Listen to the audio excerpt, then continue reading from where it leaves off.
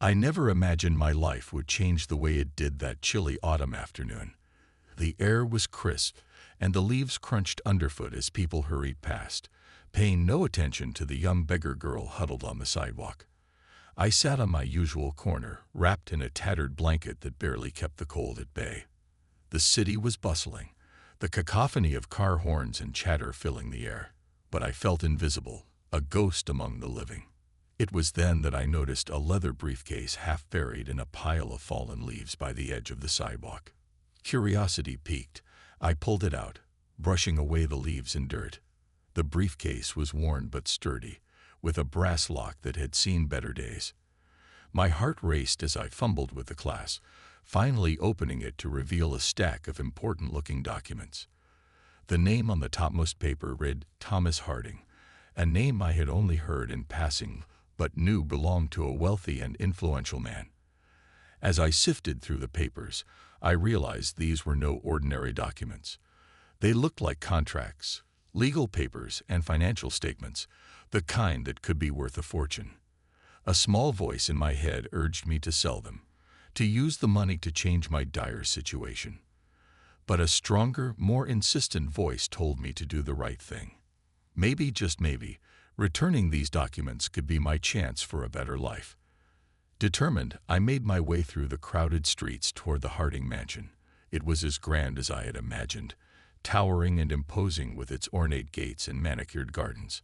I hesitated at the gate, feeling out of place and unworthy. Gathering my courage, I pressed the intercom button. Yes, a voice crackled through the speaker. Hi, I have something important for Mr. Harding. I found his briefcase, I stammered. Wait there, the voice replied curtly. A few minutes later, the gate opened, and a stern-looking woman approached me. Her gray hair was pulled back into a tight bun, and her sharp eyes assessed me with suspicion. She introduced herself as Mrs. Jenkins, the housekeeper. What do you want? She asked, her tone icy. I found this briefcase. It belongs to Mr. Harding, I said, holding it out to her. Mrs. Jenkins's eyes narrowed further as she scrutinized the briefcase. How do I know you didn't steal it? She accused. I didn't steal it. I found it on the street, I insisted, feeling a mix of frustration and fear. Mrs. Jenkins hesitated for a moment, then sighed. Come with me, she said reluctantly, leading me through the grand gates and up the pathway to the mansion. As we walked, I couldn't help but marvel at the opulence around me. The mansion was a stunning piece of architecture, with its tall columns and intricate stonework. I felt like an intruder in a world that wasn't mine. We entered the mansion, and Mrs. Jenkins led me to a large study filled with books and rich mahogany furniture. A man in his late 40s sat behind a grand desk, looking up from his work as we entered. His eyes, sharp and intelligent, met mine with curiosity. Mr. Harding, this girl claims to have found your briefcase, Mrs. Jenkins announced, her tone still skeptical. Thomas Harding stood up and walked over to me, his gaze shifting to the briefcase. Is that so? He asked, his voice calm but probing. Yes, sir, I replied, holding out the briefcase. I found it on the street. I thought it might be important. Thomas took the briefcase from me and examined it carefully. A flicker of surprise crossed his face as he recognized it. These are indeed my documents, he said, looking at me with a mixture of gratitude and suspicion. Thank you for bringing them back. What's your name? Elena, I replied softly. Well, Elena, I appreciate your honesty, Thomas said. He reached into his pocket and pulled out a wad of cash. Here, take this as a reward. I shook my head, my heart pounding. No, thank you. I don't want money. Thomas raised an eyebrow. What do you want then? I took a deep breath, gathering all my courage. I want to be treated like a daughter for a week. Just 1 week. Thomas looked taken aback by my request, his eyes searching mine for a hidden agenda. Finally, he nodded slowly. Very well, Elena. You have yourself a deal. Mrs. Jenkins's eyes widened in shock, but she remained silent as Thomas led me further into the mansion. My heart was a whirlwind of emotions, fear, hope, and a glimmer of excitement. Little did I know, this was just the beginning of a journey that would change all our lives forever. The moment I stepped inside the Harding mansion, I felt as though I had entered a different world. The grand foyer was adorned with crystal chandeliers that cast a warm, golden glow over the marble floors. Ornate tapestries and paintings lined the walls, each telling a story of elegance and history. The air smelled of fresh flowers and polished wood, a stark contrast to the musty streets I was used to. Thomas guided me through the spacious halls, his demeanor kind but reserved. Mrs. Jenkins followed closely behind, her disapproval evident in her tight-lipped silence. I couldn't help but feel a mix of awe and intimidation as we moved deeper into the mansion. "Elena," Thomas said, breaking the silence, "I want you to feel comfortable here. You can stay in one of the guest rooms." "Thank you, Mr. Harding," I replied, my voice barely above a whisper. "Please, call me Thomas," he said with a small smile. "And this is Mrs. Jenkins, our housekeeper. She'll help you get settled." Mrs. Jenkins gave a curt nod, her eyes still filled with suspicion. "Follow me," she said, her tone formal. We walked up a grand staircase, the banister gleaming under the chandelier's light. Mrs. Jenkins led me down a hallway and stopped in front of a large oak door. She opened it to reveal a beautifully furnished room, complete with a four-poster bed, a writing desk, and a window that overlooked the lush gardens outside. "This will be your room for the week," Mrs. Jenkins said, her voice softening slightly. "If you need anything, just let me know." "Thank you," I said, stepping into the room and taking in my surroundings. Mrs. Jenkins hesitated for a moment before turning to leave. "Dinner will be served in an hour. I'll come get you." As the door closed behind her, I sat on the edge of the bed, feeling the plush comforter beneath me. The room was more luxurious than anything I had ever imagined. I took a deep breath, trying to steady my nerves. This was my chance to prove myself, to show that I was more than just a beggar on the streets. An hour later, Mrs. Jenkins returned to escort me to the dining room. As we walked, I couldn't help but notice the cold stares from some of the staff. Whispers followed us, and I knew they were questioning my presence in such a grand home. The dining room was just as magnificent as the rest of the mansion. A long, polished table sat in the center, adorned with fine china and crystal glasses. Thomas was already seated at the head of the table, and beside him sat a woman with striking features and an air of elegance. She glanced at me with narrowed eyes, her lips pressed into a thin line. "Elena, this is my wife, Isabel," Thomas said, gesturing towards her. "Isabel, this is Elena, the young lady who returned my briefcase." Isabel's eyes scanned me from head to toe, her expression unreadable. "Pleasure to meet you, Elena," she said, her tone cool. "Nice to meet you too, Mrs. Harding," I replied, feeling a knot form in my stomach.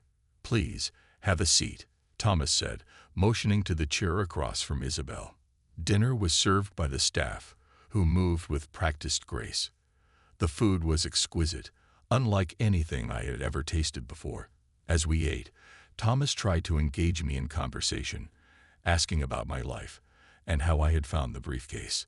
Isabel remained mostly silent, her eyes flicking between Thomas and me with a hint of suspicion. "So, Elena," Thomas said, his tone gentle, "tell us about yourself. How did you come to be on the streets?" I hesitated, unsure of how much to share. I ran away from home a few years ago. Things weren't good there, and I thought I could find a better life on my own. Thomas nodded, his expression thoughtful. "It's brave of you to survive out there. It must not have been easy." "It wasn't," I admitted, "but I managed.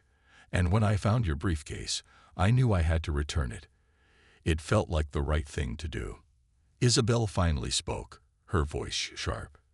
"And what do you expect to gain from this, Elena? Surely you didn't do it out of pure kindness."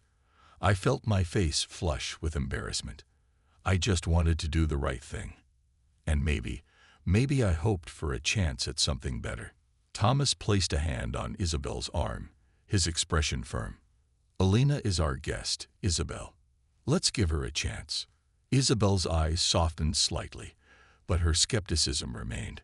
"Very well," she said, turning her attention back to her plate. After dinner, Thomas showed me to the library, a room filled with floor-to-ceiling bookshelves and plush armchairs.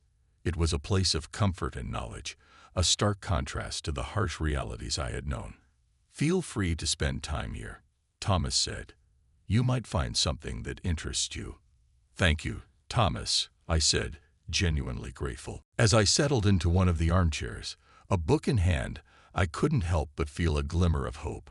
Maybe this week would be the start of something new, a chance to rewrite my story. But as I glanced at Isabel, standing in the doorway with a wary expression, I knew it wouldn't be easy. The road ahead was uncertain, but I was determined to prove myself worthy of this opportunity. The morning sunlight streamed through the tall windows of the mansion, casting a warm glow on the intricately designed carpets and walls.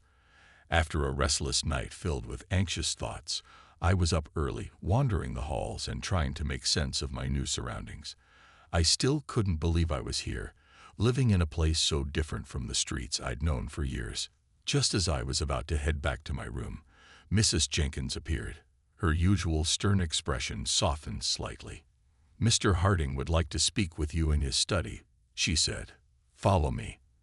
I nodded and followed her down a series of hallways, trying to steady my nerves. We reached a large wooden door, and Mrs. Jenkins knocked lightly before opening it and motioning for me to enter.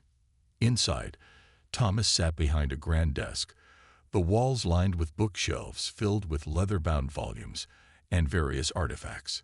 "Good morning, Alina." Thomas greeted me with a warm smile. "Please, have a seat." I took a seat in one of the plush chairs in front of his desk, feeling both nervous and curious about what he wanted to discuss. "I hope you slept well," Thomas began, folding his hands on the desk. "I wanted to have a proper conversation with you, to understand more about your situation and your request." "Thank you, Thomas," I said, trying to keep my voice steady. "I appreciate you taking the time to speak with me."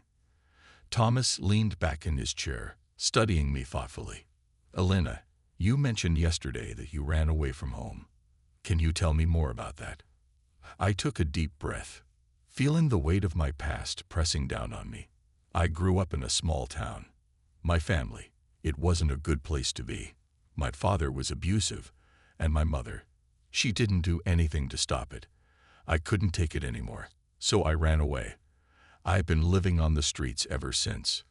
Thomas nodded, his expression sympathetic. "I'm sorry to hear that, Alina. It must have been incredibly difficult for you." "It was," I admitted, "but I survived. I did what I had to do." Thomas paused for a moment, then continued.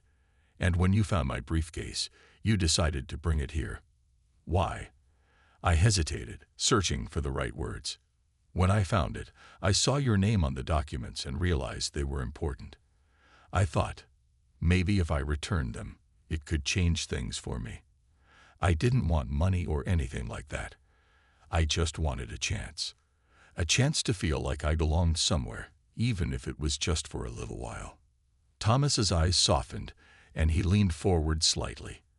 "And that's why you asked to be treated like a daughter for a week?" "Yes," I said, my voice barely above a whisper. "I know it's a strange request, but I've never had a real family. I just wanted to know what it felt like, even if it was only temporary." Thomas was silent for a moment, deep in thought. Finally, he spoke. "Alina, your honesty is refreshing. I can't imagine what you've been through, but I want to help you. If living here for a week can give you some sense of belonging and hope, then I think it's worth trying." I felt a surge of gratitude and relief wash over me. "Thank you, Thomas. You have no idea what this means to me." He smiled kindly. "Let's make the most of this week, then.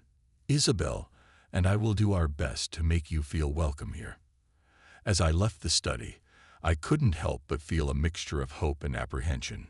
Thomas's kindness was genuine, but I knew Isabel was still wary of me. I hoped that, in time, I could prove to her that I wasn't a threat, that I was just a girl looking for a place to belong. Later that day, as I wandered the mansion's gardens, I couldn't help but overhear a conversation between Thomas and Isabel. I ducked behind a tall hedge, feeling guilty for eavesdropping but unable to resist. "Thomas, I don't understand why you're so willing to trust her." Isabel's voice was sharp, filled with skepticism. "We don't know anything about her. She could be lying about everything." "I understand your concerns, Isabel," Thomas replied calmly. "But sometimes we have to take a leap of faith. Alina's story moved me, and I believe she deserves a chance. And what if she takes advantage of our kindness?" Isabel countered. "What if she's hiding something?" "Then we'll deal with it if it comes to that," Thomas said firmly. "But for now, I want to give her this opportunity. I want to see if we can make a difference in her life." There was a long pause before Isabel spoke again, her voice softer. "I just don't want to see you get hurt, Thomas. You're too trusting sometimes." "I know," Thomas said gently. "But I also believe in the goodness of people. Let's give Alina a chance and see what happens." Hearing their conversation, I felt a mix of emotions. Thomas's faith in me was touching, but Isabel's distrust was a reminder of the uphill battle I faced. I knew I had to prove myself, not just to Thomas, but to Isabel as well. This week would be my chance to show them both that I was worth taking a chance on. The morning sun streamed through the large windows of the dining room, casting a golden glow on the elegant table set for breakfast. I stood hesitantly at the doorway, feeling the weight of my patched clothes and worn shoes. Thomas had invited me to join him and his wife for breakfast, but I could feel the anxiety knotting in my stomach at the thought of meeting Isabel. "Come in, Alina," Thomas called out, his voice warm and inviting. "Have a seat." I stepped into the room, feeling like an intruder in this opulent space. Isabel sat at the head of the table, her expression cool and assessing. She was impeccably dressed in a tailored suit, her blonde hair neatly styled, and her blue eyes sharp and critical. I could tell she was a woman used to control and precision in her life. "Good morning, Isabel." Thomas greeted his wife with a smile before turning to me. "Alina, this is my wife, Isabel. Isabel, this is Alina, the young woman who found my documents." Isabel's gaze flickered over me, taking in my appearance. Her lips pressed into a thin line. "Good morning, Alina," she said, her tone polite but distant. "Thank you for returning Thomas's documents." "Good morning, Mrs. Harding," I replied, trying to keep my voice steady. It was the right thing to do. Isabel nodded slightly and turned her attention back to her breakfast. I could feel the tension in the room, an invisible barrier between us that I wasn't sure how to breach. Thomas seemed to sense it too, and he quickly tried to lighten the mood. "Alina has quite an interesting story, Isabel," Thomas said, pouring himself a cup of coffee. "She ran away from home and has been living on the streets. She's been through a lot." Isabel's eyes narrowed slightly, and she set down her fork. "I'm sure she has," she said, her voice measured. "But that doesn't explain why she's here now." I swallowed hard, feeling the sting of her words. "I asked Thomas if I could stay for a week," I said quietly. "I wanted to know what it feels like to be part of a family, even if it's just for a little while." Isabel's expression didn't soften. "And what do you hope to gain from this experience, Alina?" she asked, her tone bordering on skepticism. I just wanted a chance to feel like I belonged somewhere," I admitted, my voice barely above a whisper. "I've never had that before." Thomas reached out and placed a reassuring hand on mine. "We're happy to give you that chance, Alina," he said firmly. "Isabel, I believe this is the right thing to do." Isabel sighed and picked up her fork again. "If you think so, Thomas," she said, though her tone suggested she wasn't entirely convinced. "But I hope you understand the responsibilities that come with this decision." "I do," Thomas replied. "And I believe Alina does too." The rest of breakfast passed in relative silence, the only sounds being the clinking of silverware and the occasional murmur of conversation. Afterward, Thomas invited me to join him in the garden, where we could talk more freely. As we walked through the neatly manicured hedges and colorful flower beds, I couldn't help but feel a pang of insecurity. "Does Isabel hate me?" I asked, voicing the question that had been gnawing at me. Thomas stopped and turned to me, his expression kind. "Isabel doesn't hate you, Elena. She's just cautious. We've been through a lot, and she wants to protect our home and our family. Give her some time." "I'll try," I said, though I wasn't sure how I would manage it. Isabel's coldness felt like an insurmountable wall.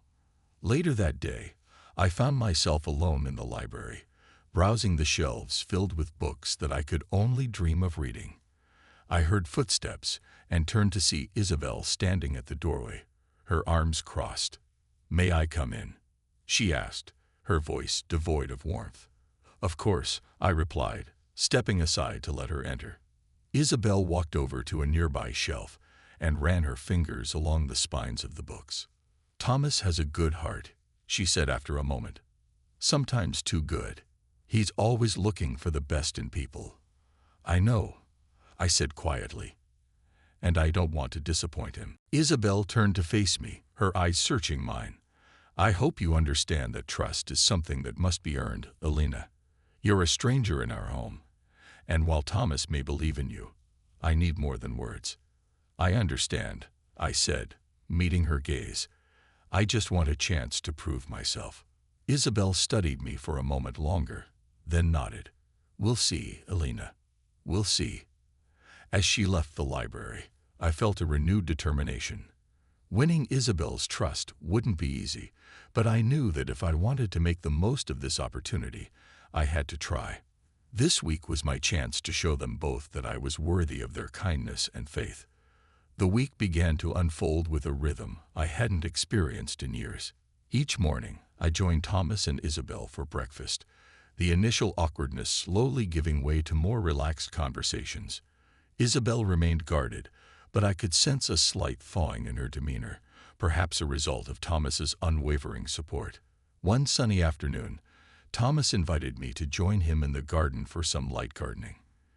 It was a hobby he enjoyed, and he seemed eager to share it with me.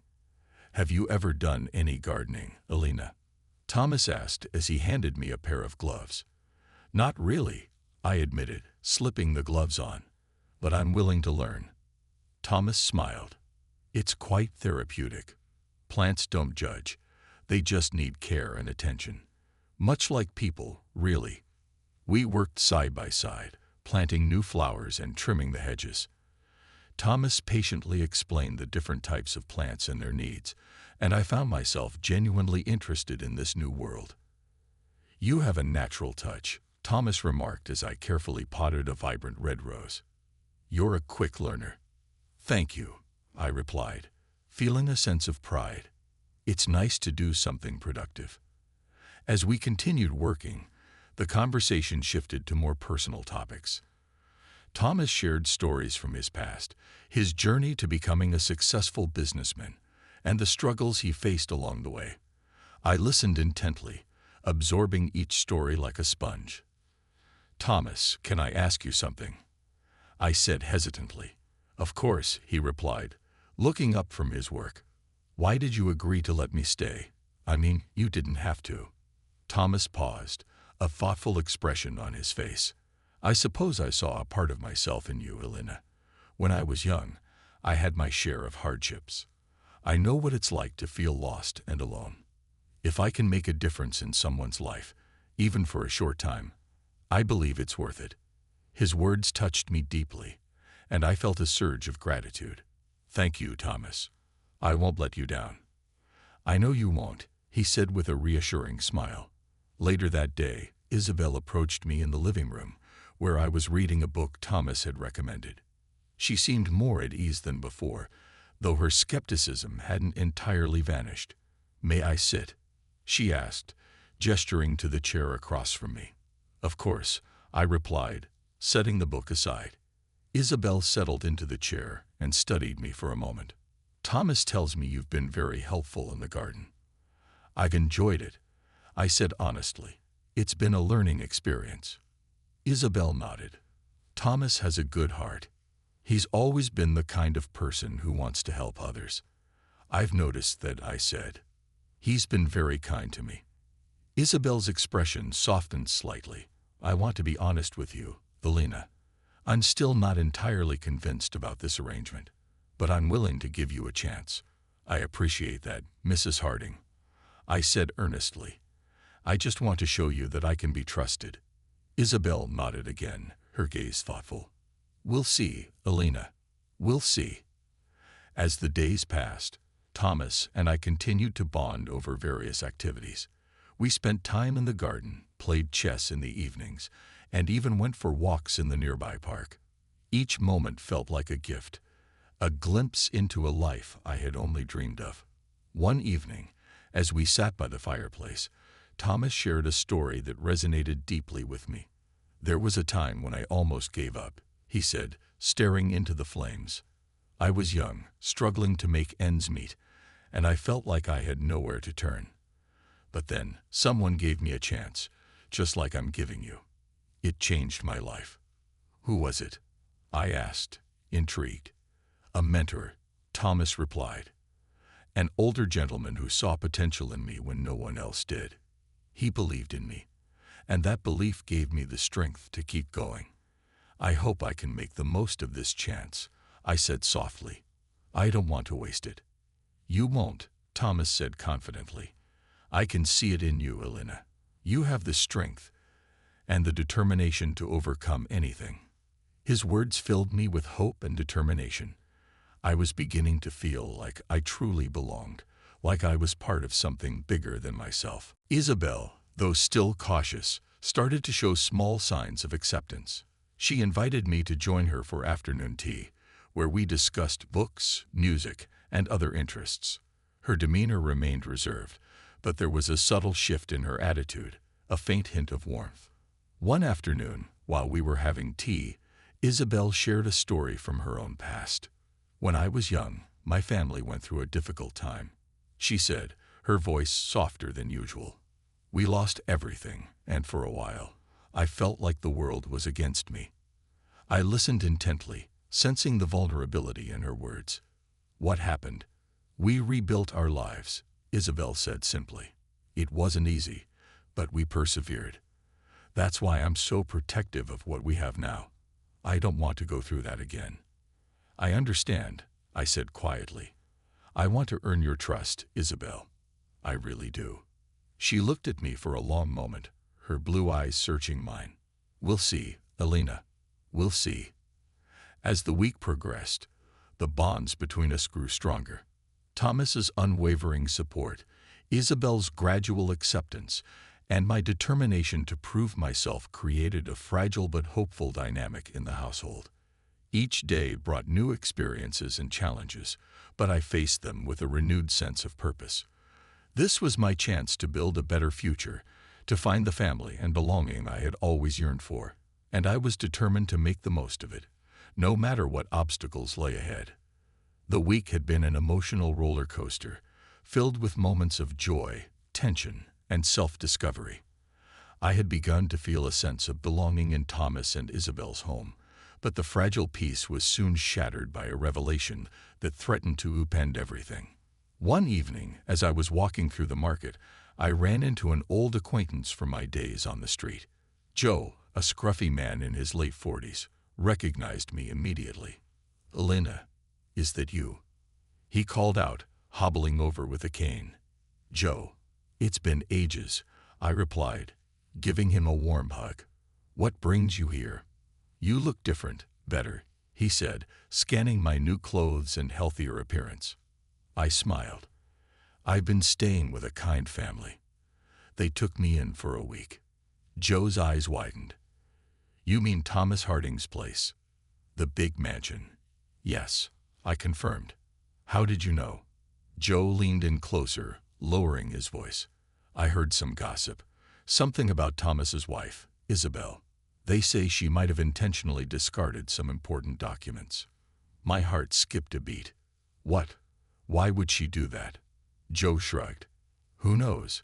Maybe to create some trouble or to get back at Thomas. It's just a rumor, but I thought you should know. As I walked back to the mansion, my mind raced with thoughts. Could Isabel really have done something so deceitful? And if so, why? I decided I had to confront her, but not without talking to Thomas first. Later that evening, I found Thomas in his study, reading a book. I hesitated at the door, unsure of how to bring up the subject. "Thomas, can I talk to you for a moment?" I asked, stepping inside. "Of course, Elena. What's on your mind?" he replied, setting the book aside. I took a deep breath. I ran into someone from my past today, and he mentioned something troubling. He said there's a rumor that Isabel might have intentionally discarded those documents you lost. Thomas's expression shifted from curiosity to shock. "What? That doesn't make any sense. Why would she do such a thing?" "I don't know," I admitted, "but I thought you should hear about it. Maybe there's more to this than we know." Thomas stood up, pacing the room. "This is serious, Elena. If it's true, it could mean a lot of trouble for us. Should we talk to Isabel?" I suggested. "Yes," he agreed. "We need to get to the bottom of this." We found Isabel in the living room, arranging a bouquet of fresh flowers. She looked up as we entered, her eyes narrowing slightly at the sight of our serious expressions. "Isabel, we need to talk," Thomas said, his voice firm. "About what?" she asked, her tone guarded. Thomas glanced at me, then back at Isabel. "Elena heard something today. A rumor that you might have intentionally discarded the documents that went missing." Isabel's face turned pale, but she quickly composed herself. "That's absurd. Why would I do such a thing?" "I don't know," Thomas replied. "But it's important we clear this up. Did you have anything to do with it?" Isabel's eyes flashed with anger. "How dare you accuse me of such a thing? I've always supported you, Thomas. This is how you repay me." "I'm not accusing you," Thomas said calmly. "I just want the truth." "The truth?" Isabel scoffed. "The truth is, ever since that girl arrived, this household has been turned upside down. Maybe you should be questioning her instead." "That's enough," Thomas said sternly. "Elena has done nothing but help us. This isn't about her. It's about us and what might have happened." Isabel glared at me, her lips pressed into a thin line. "Fine. If you want the truth, here it is. I didn't discard those documents, but I did know about them. I found them and put them aside, thinking they were unimportant. I didn't realize their significance until it was too late. Why didn't you say anything?" Thomas asked, his voice softening. "Because I was embarrassed," Isabel admitted, her voice breaking. "I didn't want you to think I was careless." Thomas sighed, running a hand through his hair. "Isabel, you should have told me. We could have dealt with it together." "I'm sorry," she whispered, tears welling up in her eyes. "I didn't mean for any of this to happen." I felt a pang of sympathy for Isabel, despite her coldness toward me. "We can still make things right," I said gently. "The documents are safe now, and that's what matters." Thomas nodded, placing a comforting hand on Isabel's shoulder. "Elena's right. We can move forward from this. But we need to be honest with each other from now on." Isabel wiped her tears and nodded. "I understand. I'll do better." As the tension eased, I realized that this revelation, though painful, had brought us closer together. The trust we were building was fragile, but it was real. And for the first time, I felt like I was truly part of this family, bound by honesty and a shared commitment to making things right. The revelation about Isabel's involvement with the documents had cast a shadow over the mansion, but it also brought an opportunity for healing and understanding. Despite the initial tension, there was a sense of determination among us to confront our issues head-on and rebuild trust. The next morning, I woke up early, my mind still buzzing with the previous night's events. As I made my way to the kitchen, I found Isabel already there, making coffee. She glanced at me briefly, her expression unreadable. "Morning," I said cautiously. "Morning," she replied, her voice neutral. We stood in silence for a few moments, the only sound being the coffee machine.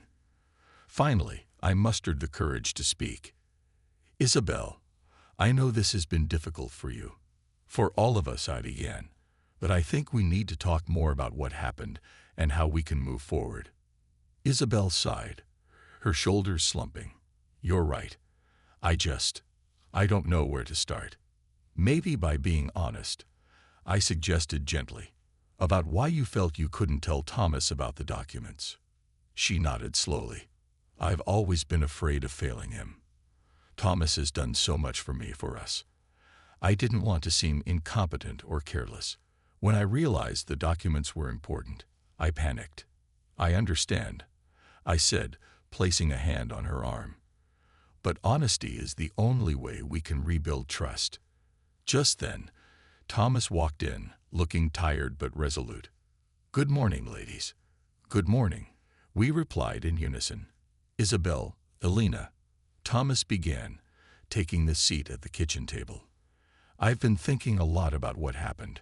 I realized that this isn't just about the documents. It's about how we communicate and trust each other. Isabel and I nodded, listening intently. We've all made mistakes, he continued. But what matters is how we address them and move forward. Isabel, I want you to know that I trust you. But we need to be open with each other. Isabel's eyes welled up with tears. I know, Thomas. I'm so sorry for everything. I'll do my best to be more honest and open. And Elena, Thomas turned to me. You've been a catalyst for change in this household. You've shown us the importance of honesty and integrity. I can't thank you enough. Thank you, Thomas, I said, feeling a warm sense of belonging. As we sat together, the tension slowly dissipated, replaced by a newfound sense of unity. We decided to take a walk around the estate, hoping the fresh air would clear our minds. As we strolled through the gardens, Isabel turned to me. Elena, there's something I've been meaning to ask. Why did you bring those documents to us in the first place? You could have easily kept them or discarded them. I smiled, recalling my decision. I saw the address on the documents and knew they belonged to someone important. But more than that, I believe that doing the right thing, even when it's hard, is always worth it. Thomas nodded in agreement. Your actions have shown us that. And for that, we're grateful. Suddenly, Isabel stopped walking and faced Thomas and me. I have a confession to make. I've been feeling threatened by Elena's presence. I was scared she would replace me in your affections, Thomas. But now I see that she's brought us closer as a family. Thomas looked at Isabel, his expression softening. Isabel, no one could ever replace you. Our bond is strong, and we can make it even stronger by embracing the positive changes Elena has brought into our lives. Isabel smiled, a tear rolling down her cheek. Thank you, Thomas. And thank you, Elena, for being the person you are.